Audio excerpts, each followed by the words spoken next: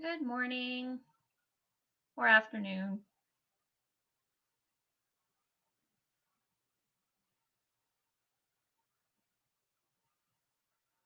Hello.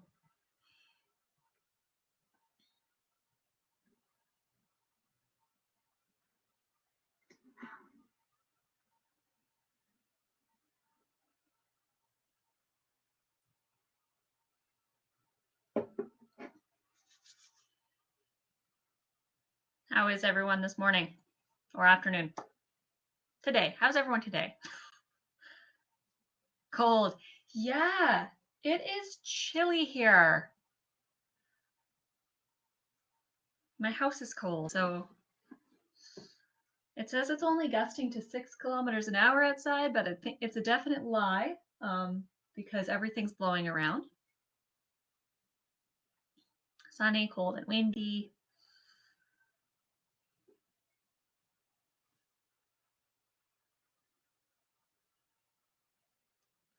All right, there's a couple people that are still, they haven't clicked the join button yet, but that's okay. We'll get started in the housekeeping portion of the session anyway. So welcome back to the addiction series. If you're new to the addiction series, then thank you for joining us. We do have a smaller group today with some people going, getting back to work and everything. And also, people may not be as interested in gambling as they were in alcohol or cannabis. Who knows? All right, so first things first is we're going to be talking about that slide, the first slide. So the presentation you're about to view is the intellectual property of the Department of National Defense. Any reproduction or retransmission of the slides contained in this presentation is strictly forbidden. Some of the topics discussed in this webinar may be of sensitive nature and not appropriate for children.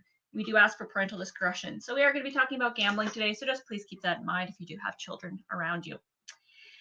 Please understand that people's stories are theirs alone to tell, and anything that is shared by participants in this webinar, either on camera or in the chat, is not to be discussed outside of the webinar.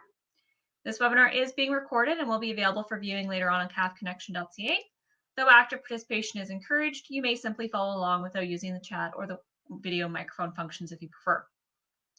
So if you are new to sessions with me, I'm just letting you know I don't turn on the mic or camera function for participants until the end, then if only requested, just because sometimes people forget to turn off their mics when I'm presenting the slides or accidentally turn on their cameras and they don't want to or anything. But if you want to turn on your mic to ask a question verbally at the end, please just let me know and just ask for your mic in the chat. We do have the chat for participation throughout the entire session.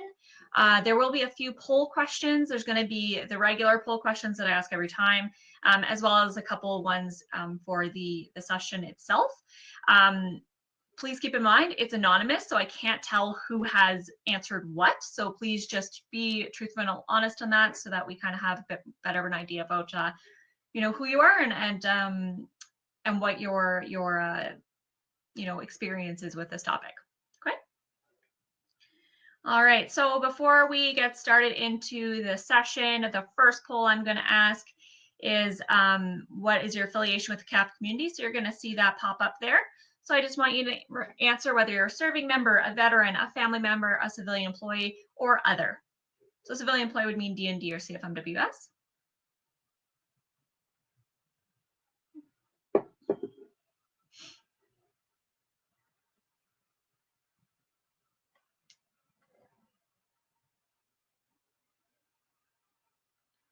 Almost have everyone. Missing one, but that's okay. So serving member, we have 2. We have 3 civilian employees, and we have 1 that's an other. We do have 1 that hasn't answered yet. So we'll see if they get a chance to answer in a bit. All righty. Okay, so moving on to the actual content here. So like I said, today we're going to be talking about gambling. So gambling, know when to fold them. So we'll be chatting about what gambling is, the signs that maybe you're getting into a bit of an issue with gambling, and tips for responsible gambling. Okay, so since we have a really small group, let's find out where we're joining from. So if you can just let me know city, province, country. We had an OutCan person on a session yesterday. Winnipeg, Halifax, Alberta, Cold Lake, Petawawa.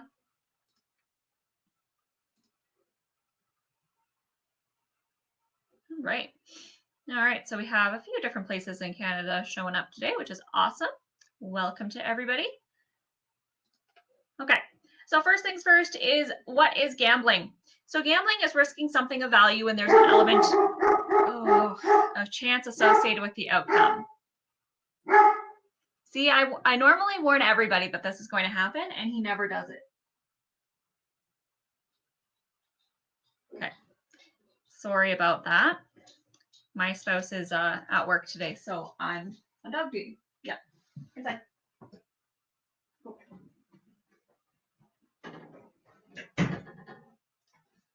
Hi, I apologize. He's he's louder.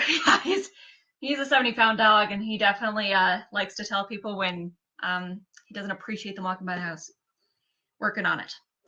Okay, moving on. So gambling quiz. So I'm going to actually show a couple polls that I'm going to get your answers for, just so that we can kind of get an idea of what you might think about gambling. So the first question that I have here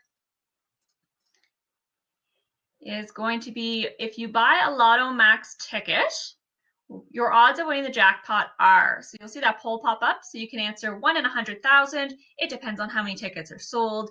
1 in 21 million or 1 in 14 million.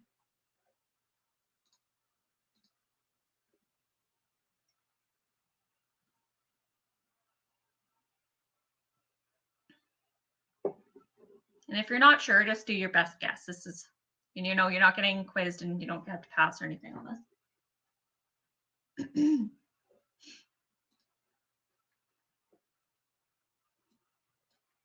Okay, so we have 4 people are saying 1 in 21 million, and we've got a couple people saying it depends on how many tickets are sold. So when you look at that, it's actually 1 in 21 million is the correct answer there. So the odds of winning the Lotto Max jackpot are determined mathematically with both statistical and algebraic formulas.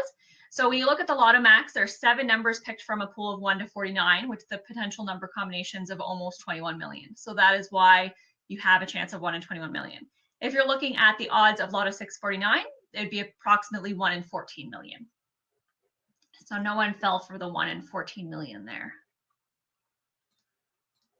All right, next question here. I'm going to ask that poll as well.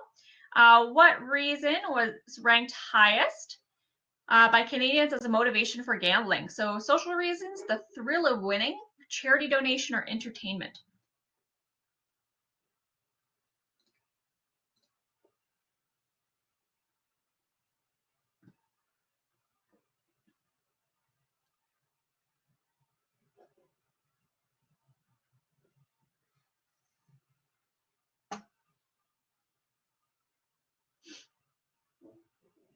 Okay, so we have, most people are thinking entertainment, and a couple people are thinking the thrill of winning. So let's see what the answer is here. Is the thrill of winning was ranked the highest reason for people to gamble. So people do gamble for different reasons, for sure. The primary motivator has been found to be the thrill and reward of winning. However, charity donation and entertainment are the next strongest motivators. And some people get confused when I say charity donation, because they're going, well, who's, you know, going to the casino and donating that money? But think of it as if you're buying, I actually don't know what it's called in Alberta, which is strange because I've lived here for a while, but in Nova Scotia, you have the QE2 home lottery, right? So you're, you know, you're doing the lottery to potentially win the house or whatever prize they have there as well, but you're also donating to charity. So that would be why you'd see the reason being charity donation as well, because some people may not normally buy things like that as a or gamble, but they say, okay, well, my $100 ticket is going to a good cause, so therefore I'll buy that ticket. Okay, next question here. Which of these will significantly affect a person's likelihood of winning at slot machines or video poker? So feeling lucky, the length of time since last payout, frequency of play, all of the above, or none of the above. So you're going to see that poll.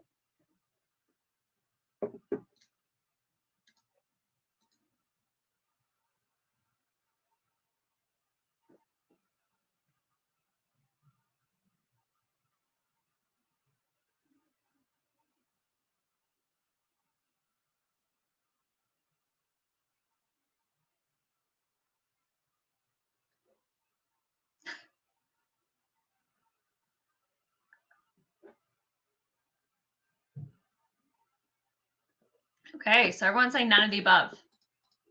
Perfect. You are correct. Yes. So if you look at VLT specifically, they're essentially the government's biggest windfalls because they keep people playing, spending, and losing more money than any other form of gambling. Because oftentimes when you are trying to gamble, you may think that you are feeling lucky, so therefore you're more prone to win, or well, the more I play, the more I have a chance of winning, and that's not how it works. None of those reasons will increase your chances of winning. Okay. So gambling activities. So in the chat, can you let me know what activities you can think of that would be gambling?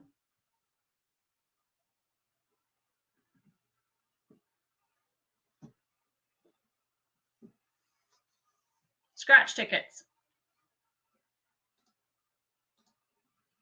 Bingo, lottery, bingo, lotto.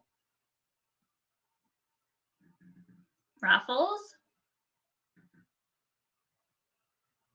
Bingo, tickets, okay. Going to arena Las Vegas machines, yeah. 50-50 draw, verbal bet.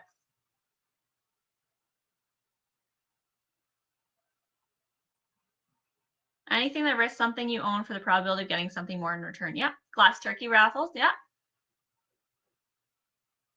Okay, so yeah, so there's a bunch of different activities that you look at. So you have lotteries, scratch tickets, raffle tickets, pull tab or break open tickets. I actually had somebody ask me last time we taught addictions course what those were, so I had to explain them. Sports betting, sports pools, your 50-50 draws. Bingo, your VLTs, your video lottery terminals, horse and dog track racing, cards and craps, the stock market, internet gambling, and slot machines. I've also had somebody argue with me about the stock market, but it is a gamble, right? Because you're not necessarily 100% sure what's going to come back for you on that. So the next poll question I'm just going to ask you is, when you look at this gambling activity list, have you gambled before? So who here has gambled before? Yes or no? Yet again, I can't see who is answering. Okay, everyone resounding yes. Okay. Yeah. So most people, when they get asked this question before they're looking at activities, some will say no, and then they're looking at the lottery or the stock market or raffle tickets, and they haven't really maybe considered those as gambling activities. And then they're going, oh, actually, yeah, I have gambled before. And then it's not a bad thing. It's more just understanding what a gambling activity is, and then of course those signs of potentially the misuse of gambling. On average, 79% of Canadian adults have participated in some form of gambling in a given year. So majority of Canadian adults are gambling. There's not as many, of being problematic gamers. Okay, so understanding the odds. So you'll hear about the odds often when you're gambling, and so it's important to understand what those mean. So the odds are essentially the chances of winning, and it is the likelihood that the event will occur. So in gambling, the odds are the ratios that define a player's chance of losing versus their chances of winning. The odds can also be used to describe the average frequency of a loss compared to the average frequency of a win. And the house edge is an expected percentage return to the casino on every bet. So the house always has the edge, which you've probably heard before. In simple terms, essentially is the difference between true odds, which is the likelihood of an event occurring, and the payout odds, which is the rate a casino will pay out if an event occurs, such as a win. Okay. The longer you gamble, the more likely you are to lose more often than you will win. That's just how the odds works. They're against you. So if you ever think that the odds are with you, that's not really how it works. The house will always have that edge. So just keep that in mind when you're going to the casino or going to gamble in any sense. It's actually interesting because I don't buy lotto tickets very often, but the only time I buy lotto tickets is when the jackpot is so incredibly high, which is kind of funny because yes, it's still 1 in 21 million because you have those number combinations, but so many more people are playing.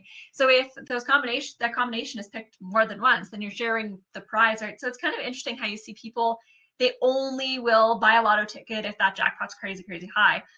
But the chance of walking away with that huge portion is actually going to be lower because there's potential that there's going to be more people that are going to get that number drawn too. So why do people gamble? So we've talked about a few different reasons already, but are there any other reasons that you could think why somebody might choose to gamble?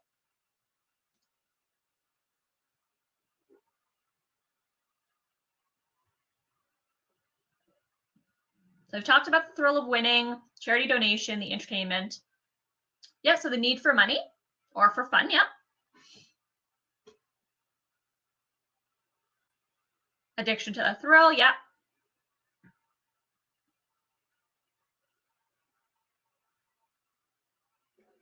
Okay, yeah, so a few different reasons. Friends are going out for the evening, yeah.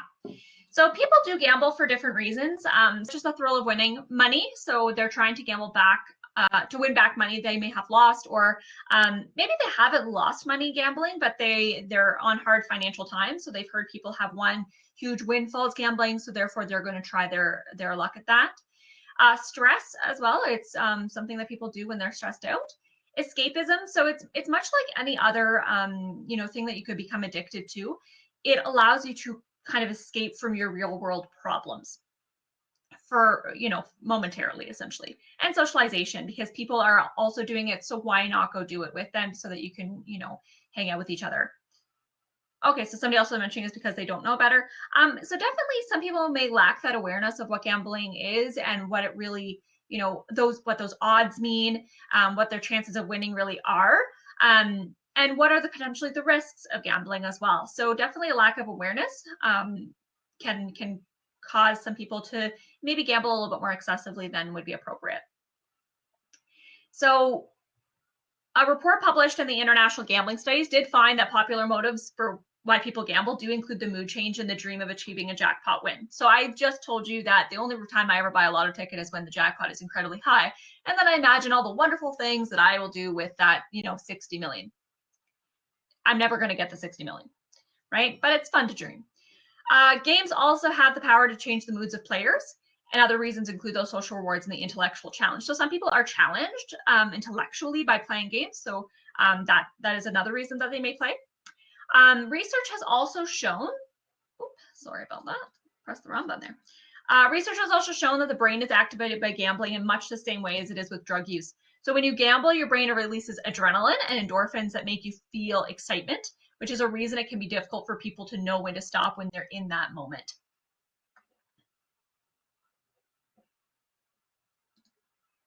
Thank you for clarifying. No, I didn't feel that you were judging by any means, so you're all good.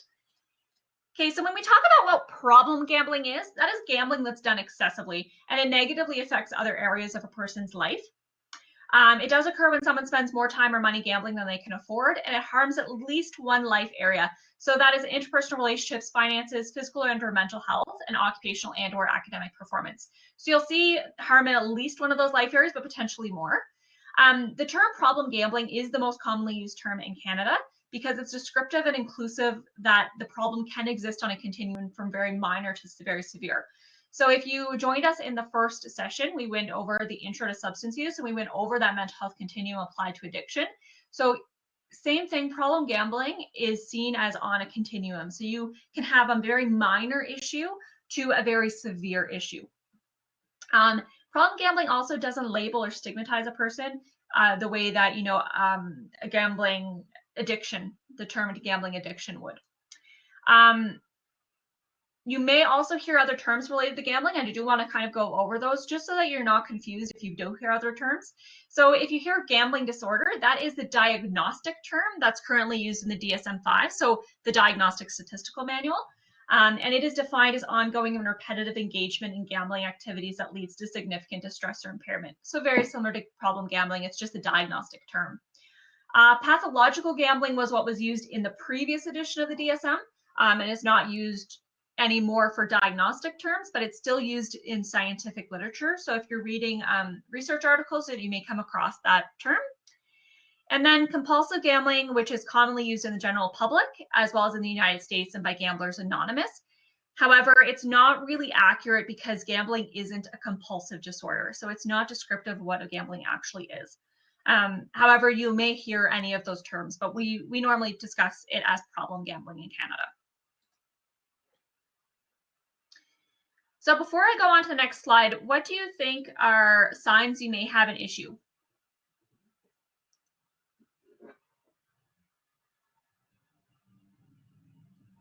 can just write that in the chat box there. Using rent money, borrowing to play.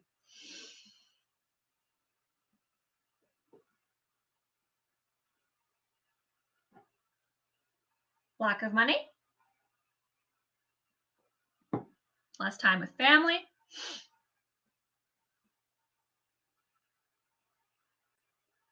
Stress at work. Yeah. Going every night or almost every night, like bingo or casino. Yeah, for sure. So when we look at those signs, thinking or talking about gambling regularly, feeling guilty, anxious, frustrated, or worried about your gambling, gambling to win back money you have lost or thinking you're due for that big win, experiencing extreme highs and lows when you are not gambling. So experiencing extreme highs and lows. So the extreme highs would be when you win, extreme lows are when you lose. Okay. Finding it difficult to control or stop gambling, feeling irritable when you stop gambling, and feeling a sense of emptiness or loss when you are not gambling. As well, you may also be looking at trying to obtain money for gambling in different ways. So this, we mentioned a couple of them. So borrowing money from your friends, your family, or coworkers, requesting pay advances, selling things, or committing or considering committing criminal acts. There may also be increasing debt, unpaid bills, or other financial troubles as a result of your gambling. You could be specifically gambling for escapism, so you don't like your reality, so you're choosing to gamble so that you're not thinking about that or you're feeling better. You're neglecting your personal relationships, whether those be with your family, your friends, your partner, your children. And you are neglecting your duties, such as your occupation or your academic duties, or even your household duties. So your house may be becoming, a huge mess because you're not, you're not cleaning it up because you're busy gambling. So these are signs that you're looking specifically if you have an issue. Now I'm going to spin that to show you that if another person has an issue, there are warning signs that you want to be looking for them, right? Because you're not going to know if they're feeling maybe frustrated if they're not gambling unless they're showing that, or you may not know that they're feeling a feeling of loss. These are going to be signs that are more prominent for an outside observer. So they're going to be including hiding bills, past due notices, winnings, or losses. So this would be more in a, family probably situation, or a roommate situation. If you're hiding past due notices from your spouse, it's a huge issue. Winnings or losses, so you're not wanting to share your winnings, but you also don't want them to know that you've lost so much money. Increasing debt, unpaid bills, or other financial issues. There might be increased tension or stress or arguments about money. Choosing gambling over spending time with friends and family. So instead of spending time with friends and family, they're hitting up the casino, or they're doing the online poker, or they're going to the bingo hall. So different things that they might be doing instead of spending time with you or with others. Neglecting work, school, and personal needs because of gambling. So maybe they're up gambling really, really late at night, so therefore they're calling in sick a lot more to work. If they're in school, there might just be not studying as much, and so they're not doing as well in school, or their lack of hygiene, right? They're easily irritated and they have less patience with everyday activities. So you're trying to get them engaged with other activities and they just don't have patience with them because they just want to get to the next gambling activity. And they have few interests outside of gambling. They don't care about, doing other things unless it has to do with gambling. So questions to ask yourself. So if you do gamble, and everybody has said that they gambled at one point in time. So if you do gamble, these are questions that you should ask yourself to just kind of give yourself an idea of whether you're good or there might be some concern. So do I consider gambling one of many recreational activities I do? Okay. So is it something that you just kind of do every once in a while? So do you go and play bingo sometimes, or you go to the casino every once in a while, or maybe you buy a lotto ticket every once in a while, but you do a lot of other things that bring you fulfillment? Do my bets stay within the limits of what I can afford? Do I calculate my bets and ensure they are reasonable? So before you are placing any bets, you're ensuring that the money that you are spending on those bets is something you can afford, and it's a reasonable bet. It's not something way out there that that everyone else is looking at you and going, wow, I didn't realize you could afford that, and really you can't. Do I find it easy to stop gambling? So what would happen if you stopped buying the lotto tickets, or you stopped going to bingo, or you stopped going to the casino, or you stopped playing your online video poker? What would you feel like if you did that? Do I realize that winning is fun, but it isn't everything? So yeah, winning is fun. For most people, I'd probably say it's pretty exciting, but it's not everything. So if you don't win, that's okay, right? Do I recognize that I may be disappointed when I lose, but it also isn't everything? So yeah, I would say most people are probably disappointed when they lose something.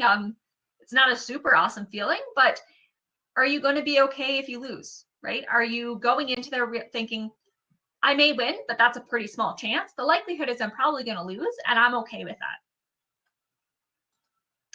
And do I understand that the chances of my winning are small, which I just mentioned as well? So when we look at tips for responsible gambling, I'm just going to ask you actually to type in the chat, what are some tips that you think would be beneficial if you are choosing to gamble so that you can gamble responsibly?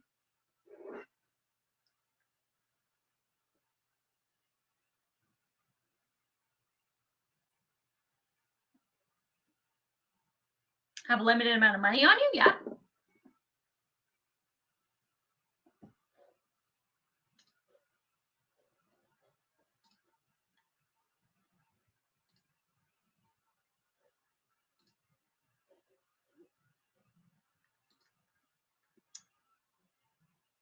Somebody's saying just don't gamble. Yeah. Don't be drunk at the same time. Mm-hmm. Only take what you can afford to lose. No access to credit cards or debit cards. Yep.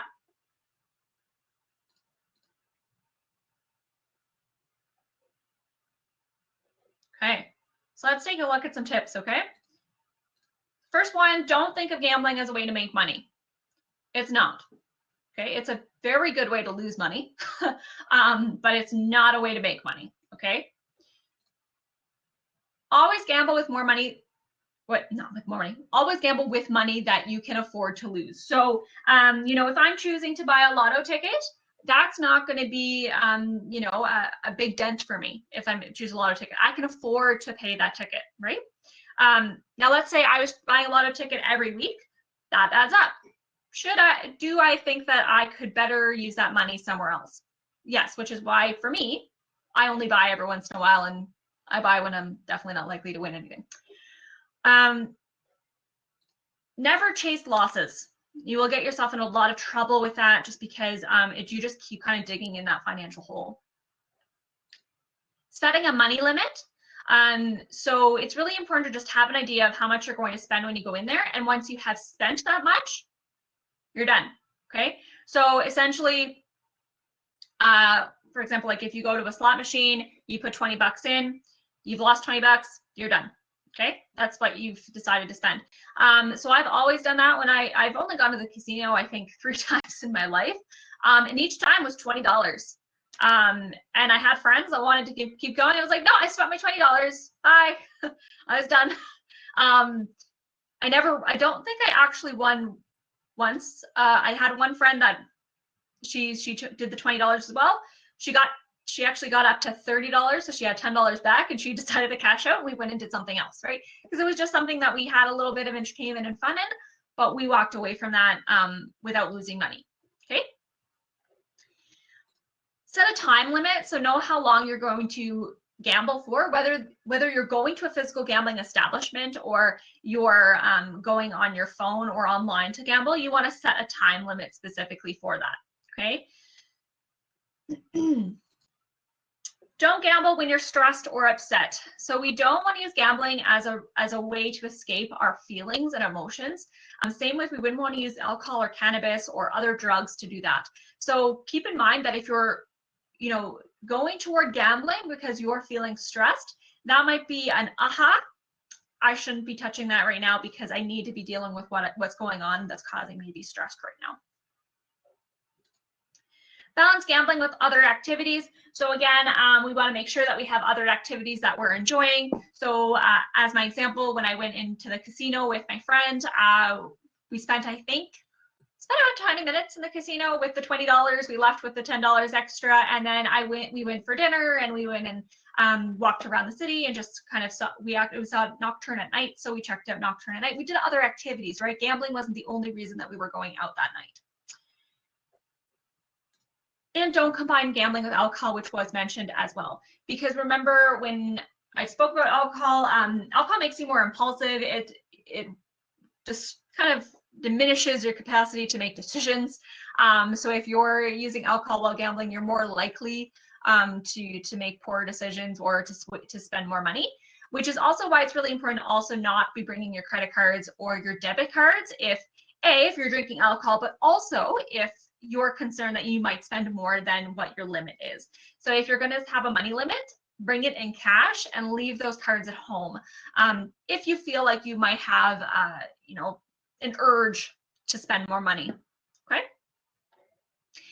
And like every other thing, substance use or problematic use, if you do have an issue with gambling, then it's likely going to require abstinence from gambling. Okay, so if you're in the red and you do have, diagnosed gambling disorder, then to get back into that healthy functioning of green, you would likely need to abstain from gambling as well as potentially other activities that could lead to addictions. Okay, so just kind of keep that in mind. I'm just going to check the chat here real quick.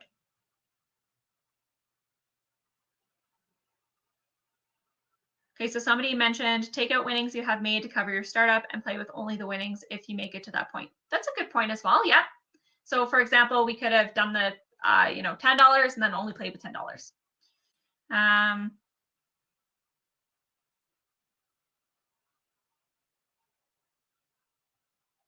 Okay, so another one, somebody else is mentioning that they lost money that they weren't planning to lose as well. Definite learning curve. Yeah, it doesn't feel good, right? To lose money that we weren't planning on losing. And yes, it's an unfortunate learning curve to have to deal with, but if you're learning from it, that's fantastic, right? It's different if you're going, ooh, that didn't feel good, but I can get it back, okay? Now, I've mentioned a couple times that some people do also gamble online or on apps on their phone. So I am going to go over tips for online gambling as well. So specifically for this, does anybody have any ideas what you might want to do for online gambling? And a few of them will be the same as for any regular gambling. Don't attach credit cards. Yep. Good call.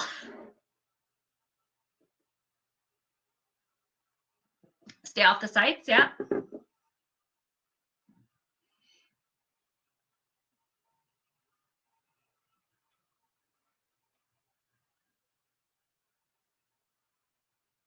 Most sites have a limit that you can set and can't change automatically. Yep, so definitely look for sites that you have spending and session limits. And stay away from the sites. You could also do that for sure.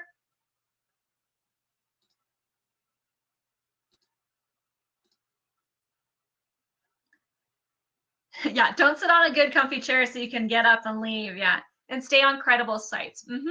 For sure. Yeah, so let's take a look at these. So if you are a parent and you are using these sites, make sure that you keep your password safe and use software to block access to gambling sites from minors, okay? So you can use filtering software such as, for example, NetNanny. So that's used more for sexual content, but it can be used to block access to gambling sites from your children as well. So if that's something that you do, make sure that you're blocking that access from your children if you do have children. Only use sites where you can set your own spending and session limits. So it'll kick you out after your session limit. It'll only let you spend a certain amount of money.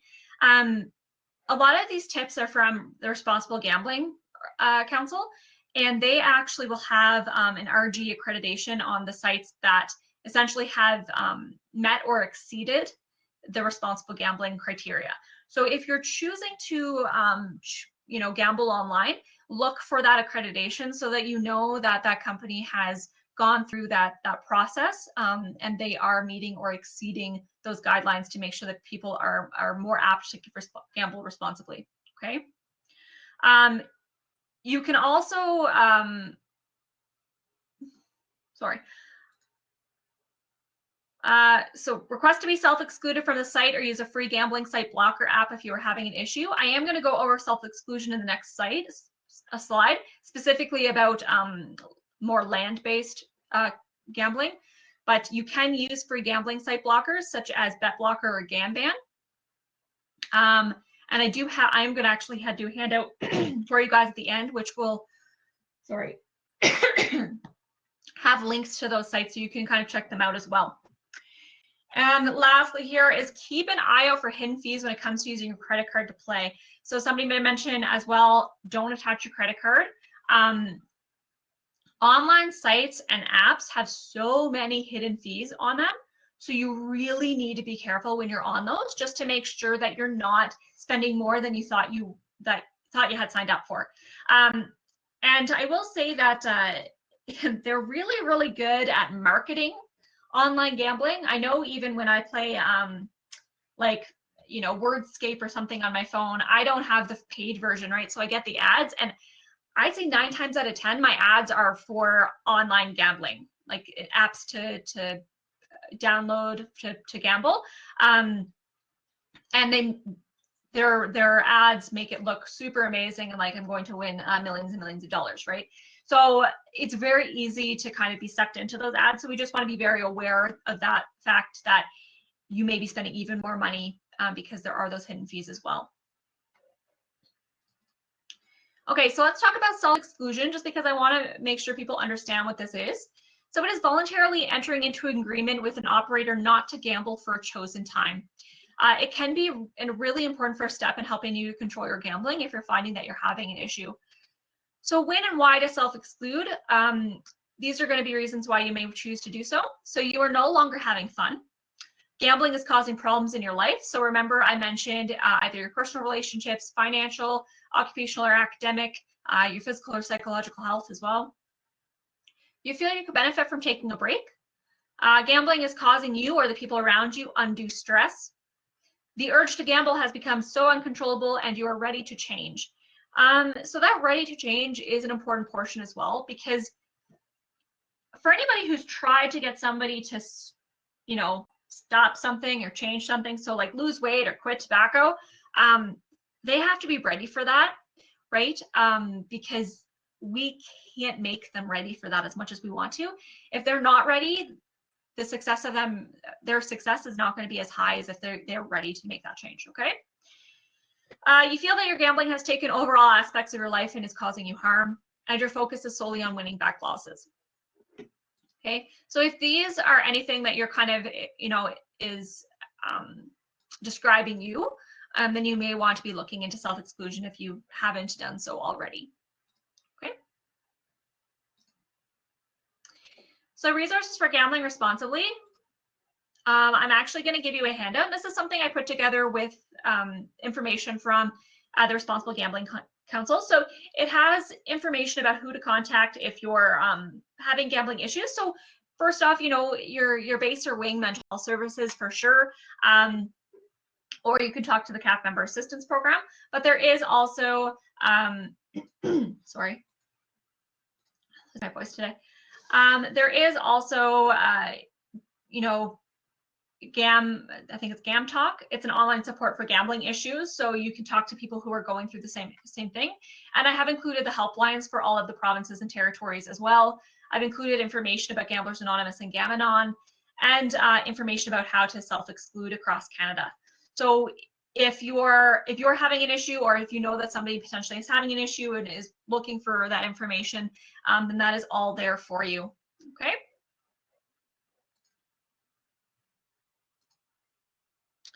Okay, so that is the end of the gambling portion. I am going to ask those two questions to just see kind of how you're feeling about the content, and then I'll answer some questions if you do have any questions.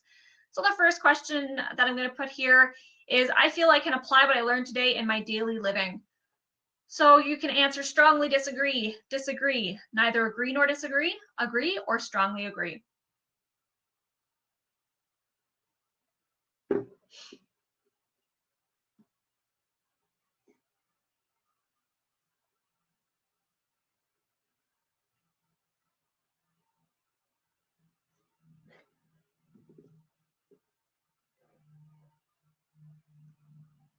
Okay, so we have 4 people have agreed and 2 have strongly agreed. So that's fantastic that you've learned something that is useful for you. Wonderful.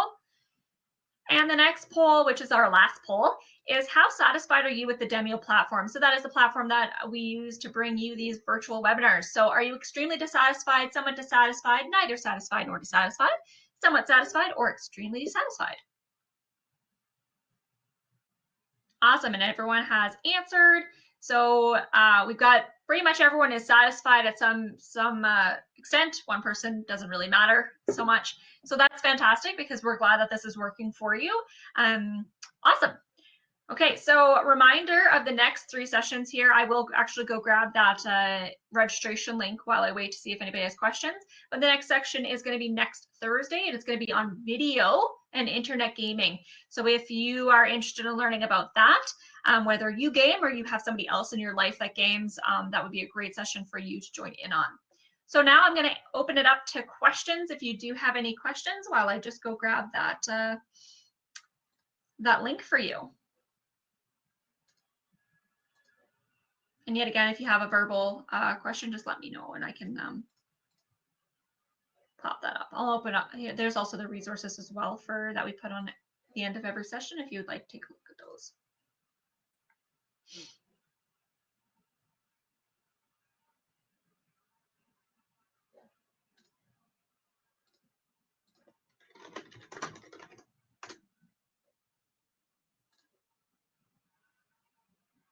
Apologize. Normally I have this up and I seem to have lost it. So here it is. I found it. We're good. There's a registration link for the next time. If you know anybody that also may benefit from learning about that, please share that link with them for sure. Okay, does anybody have any questions at all? Wonderful. I'm really glad that you're enjoying it, Kathy. That's fantastic. And hopefully you get to show up next week as well. But I mean, always nice to be able to go back to work if you're hoping to go back to work. Perfect. You're welcome. All right. Well, thank you for joining us today. We will see, well, me and the dog, we'll see you next week if you are able to join us. If not, there will be those recordings. So if anybody's going back to work, the recordings will be made available to you at some point so that you can kind of take a look if it's something that is of interest to you. Enjoy the rest of your day and rest of your week, and hopefully you have a great weekend, and see you next week.